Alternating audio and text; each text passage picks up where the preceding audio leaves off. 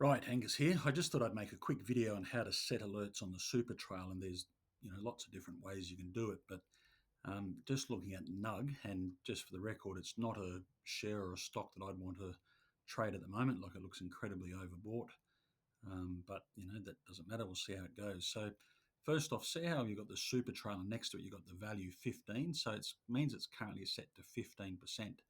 And what I do is I click on my little cog up here, and you go down to status line, and see how you got titles, inputs, and values. So if I click on the inputs, it takes that little 15 away. If I click on again, it goes back. If I put these values in, it takes the values there, and I tend to leave those values off. So just that's how that's set up. And so you can see here, as I said, it's set to it's a daily candle. It's basically 1 year, I think, 1 year. So let's set it to 1 year, and the only thing I ever really change is this thing here. So if I change it from 15, and let's see how tight we can get it, like how closely can we trail this? So see how at 10% you would have got stopped out there. But because it's so bullish here, I want to trail this last part really closely just to see how tight I can get it before I need to worry about if the trail reverses. So at 7%, it would take me out there, but let's see what it's doing after this real run. And it looks like that 7% is probably about the right level. So let's go 8, 7, 6, 5, 4, 3. So I'd always give it a couple of extra percent, just for a little bit extra wiggle room, because it's so bullish. You can afford a little bit of a pullback. So 6%, 7% is probably too wide, especially with how aggressive the stock is. Like, you want to try and lock in as much profit as you can. So personally, I feel like that 3, maybe 4% level is probably the right level. So let's set it at 4% just to give yourself just that little bit more wiggle. And so what I do now is, let's pretend I was trading this manually, and I wanted to keep an eye on it. So what I'd do is I'd right click on that line, right click, and go add alert on SuperTrail. And I'd say under my settings, so it's NUG, the SuperTrail, and I want to say becoming bearish. And it's a 1 day time frame. So that's the only thing I need to change. I'm not sure it's under add condition. Yeah, I don't care about that. But so it's basically, what it's saying is that if this thing flips from bullish, which it is now, to bearish, then send me an alert. And so there's different ways you can send alerts. You can send it as a message to your email address. You can do notifications to choose whether it notifies you in the app if you're using a mobile app. There's lots and lots of different ways that you can, have it notify you when you're trading. If you were trying to auto trade and you had a third party tool, you can set up this webhook, which would then send it to a third party that then triggers a buy or sell on your third party. But for me, I'd just keep it like this, and that way, um, you don't have to worry too much. So it's just super simple. Like, it's a very, very simple tool. So all it's going to do here is it's going to say, if this switches from bullish to bearish, send me an alert. And here's all the different ways of sending me an alert. And likewise, if you were wanting to enter it, if you hadn't bought yet, you'd also use this same thing. You'd say, send me an alert when it turns bearish, just so I can keep an eye on it. And then you'd say, send me another alert when it becomes bullish. So that way, when it goes from bearish to bearish here to bullish, you could re-enter. But again, it's so far up. It's so exaggerated, and so far away from its baselines. It's a trade that'd be very tricky to enter, in my opinion. But anyway, as I said, it's crazy simple how you can set the SuperTrail up. It's designed to be a very, very basic but powerful indicator.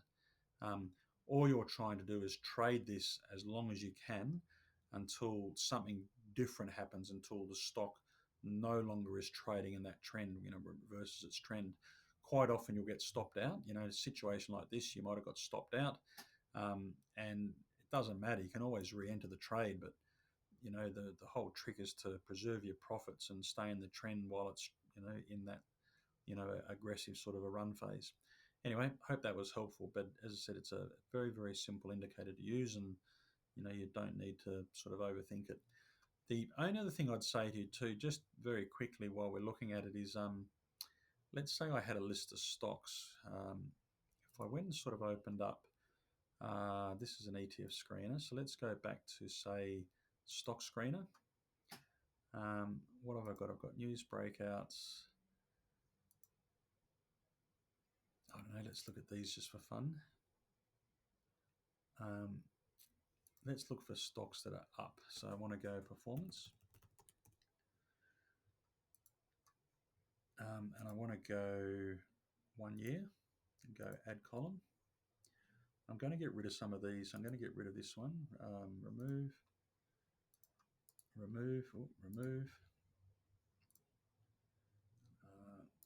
Remove. Some of those columns are quite handy. But all I'm really wanting to do, just for the sake of this exercise, is to look for stocks that are in a, very much an upward trend. So NB, so volume is greater than that, recent earnings is greater than that, so that looks all good. And so now that I've got my list of stocks there, what I can do with the SuperTrail,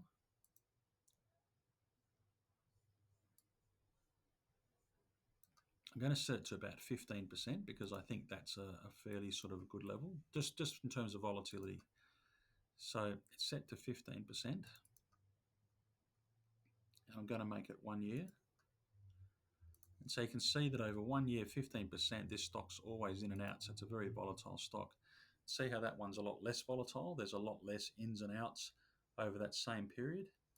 And so I like to try and find stocks just by flicking through this very quickly, just to see if there's anything that's worthwhile trading because it's in a nice steady trend.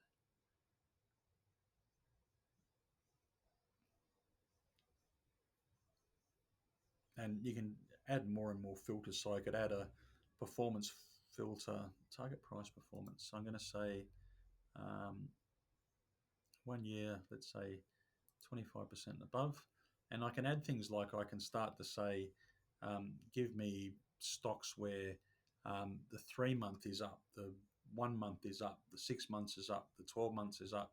And that way I start to get these stocks that are much more stable. But this filter here is looking at ones that have had earnings in the last 5 days. You can see my little earnings symbol there that are a nice uptrend and that might keep going up based on their earnings. Some big pullbacks there with the market. But so I didn't find anything here, so let's get rid of this recent earnings. So let's go remove. And let's do this exercise properly. So please bear with me a little bit longer. Didn't want that one. So I've got volume over 100K, price performance over 25%. So I'm going to go performance. Target price performance. I'm going to go 6 months. I'm going to go add filter. I should be doing it up here. So target price performance. I don't want that. Remove. So I've got average volume is that.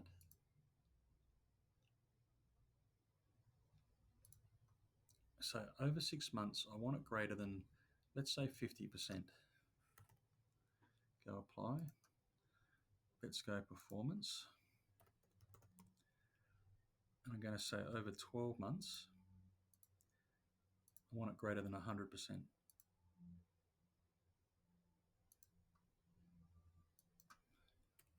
I want to try and find these stocks that are, really in a good upward trend. So I'm going to go performance. And I'm going to go 3 months. So higher highs does this a lot better, but this will give you a bit of an idea. Above 3 months, let's say 30%. Let's go performance. And I'm going to say over 1 month. I want it, I'm going to say up, let's say 5%.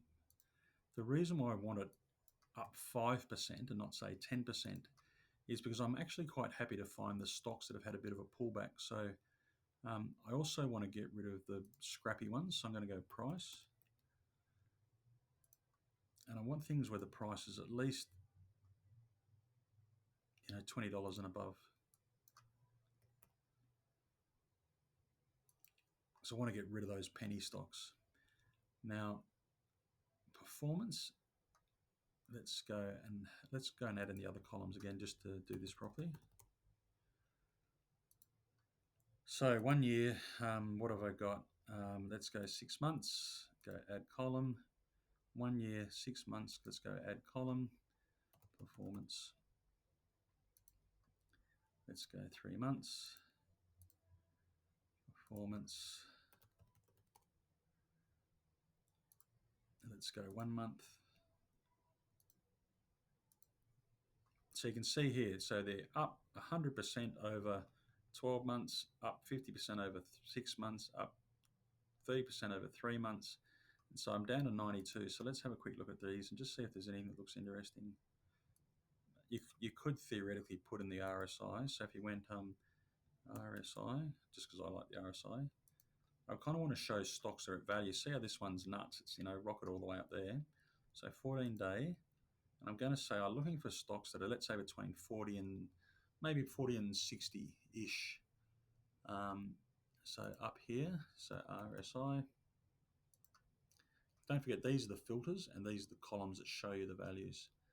So I'm going to go add filter, and I'm going to go manual setup, and I'm going to go between, I'm going to say, let's say 45 to 65.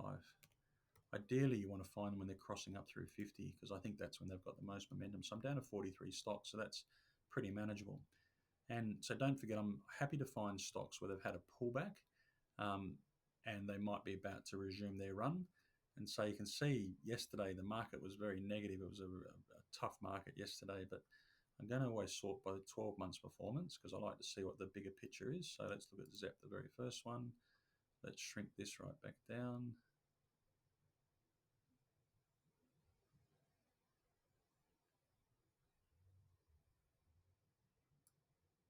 Let's shrink him all the way down there.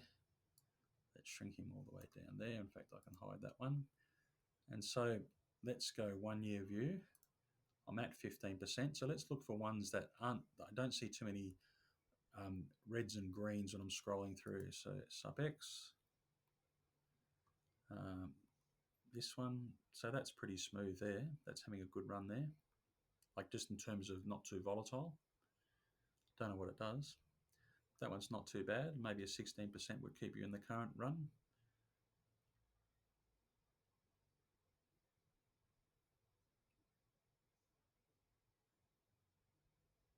That one looks pretty good, like a nice smooth run, not too many ins and outs recently at the 15% level. You can see it's sort of showing you here it's had a bit of a pullback, might be ready to run again. Big pullback on some of these. These are these sort of hype type stocks. You can see it's up 292% even with that big pullback. But it's still, they're so expensive at the moment. So this one here, so see how that's a much smoother, not so many ins and outs. And so that one there, I'd probably, look for a turnaround, like that MACD needs to come down a lot further. Massive run and then big pullback. But still very volatile. See, that one's pretty smooth. See how not too many ins and outs. It's had a little bit of a pullback through here. And, its earnings are 2 days away. So I'd want to wait for its earnings. But you can see on the MACD, it's, at a lot better value area.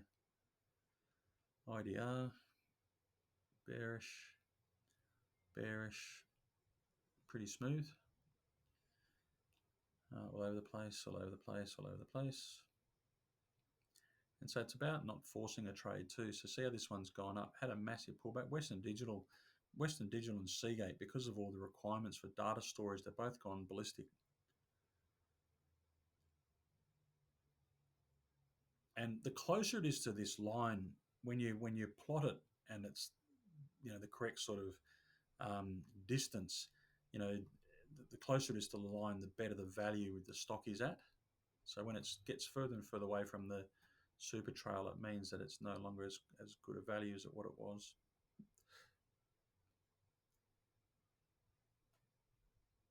So see that Seagate. So me personally, I like the look of that. That's something that I'd probably trade because I can see it's gone up nice and steadily.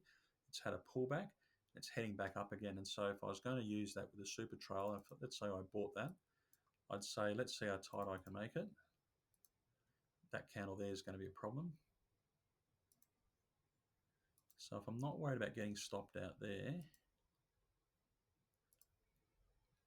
so see how there's a bit more volatility there. So if I bought this, about 9% is roughly the right value, but I'd buy that and I'd put a 10% trail on it. You can see here you've got a bullish signal at 10%, and so I'd buy this and I'd sit on that. So what I want to do now that I've found that one, I'm going to, just to clear all my stuff, I'm going to right click, I'm going to go unflag all symbols, and I'm going to give that one a little green tick. So see, I put a little green tick so I can remember that one. But that's what I mean about that volatility. There's very little volatility in that one. And same with ore, whatever ore is. Don't know what ore royalties is, but let's go back to my 15%. See, it's had a pullback and it's running again. This one I could probably go tighter. So, that's pretty good. 7% trail, give it a little more room, make it 8%. Not bad. I'd consider trading that. I don't know anything about it. I'm purely looking at the technicals, know nothing about it. And you can put in here things like, I don't know, you can put in, you've got your volume, you can have, you can have relative volumes. You can see that recent volume is greater than what it was previously. You add something in here called your earnings per share, which is something that I don't look at, but you could certainly add in an earnings per share filter that might, help find stocks you want to find. So let's go fix. Not bad, but a bit flat. I want to try and find the best stocks. I want the winners. So again, see how this one gone up, had a pullback, heading back up again. Let's go back to my 15%. And I'm only 15% is arbitrary. You could have 12%, but I just like stocks that aren't too volatile. So don't know, maybe. Don't know what it does, but let's make this one green. And then I think I can do this. I think I can switch to Australia. So let's go more markets. And let's put Australia in because I know that a lot of people who follow this like to look at Australia. Let's go back up here. And I've got both Australia and the US now, but let's just get rid of the US ones just for now because we've already looked at the US. And so there's only two in Australia that meet my requirements. So AP, so it's having a pullback. I'd like to wait for that one to turn around. So let's have a quick look and see how tight I can get that. So see at 13%, it starts to get close to where some of these have gone down. And I see I've got take wicks into account. If I took that off, if I was manually trading, I could probably have tighter stops. But if I was manually trading and manually moving my stops, but I like to have wicks because when you see some of these wicks that dip down, that could be, bots looking for stop losses. And so one of the advantages of the SuperTrail is it can try and help you stay away from those. But see how this is very close to this line here. So if it was to take off again, move away from this line, I think that could be a good trade. So I'm going to tick him. CDA, I'm sure I've been in and out of that one enough times. CDA has been a great stock over a number of years. So let's have a look at how tight I can get him.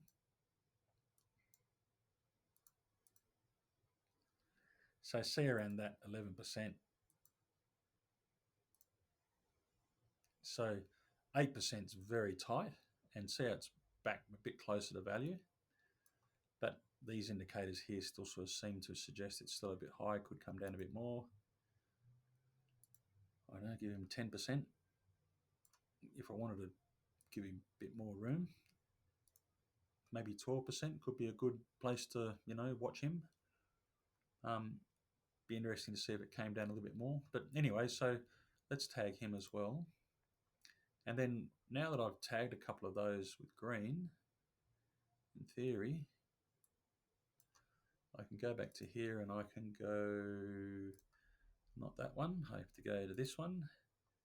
And I want to go to green. So see how green isn't there?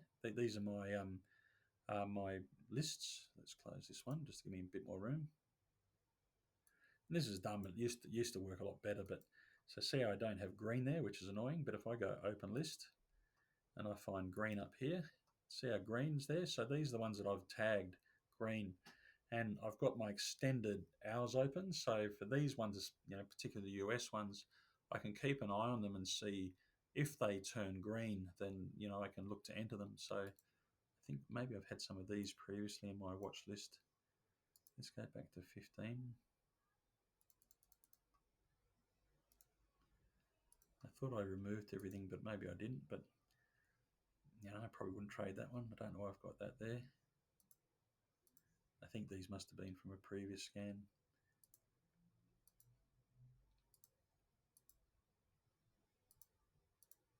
So this is where we started adding them. So that looks pretty good to me.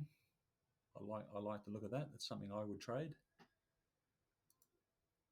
Not trading advice, but it's what I would look at. I like these ones that have had a nice run, deep pullback, running again.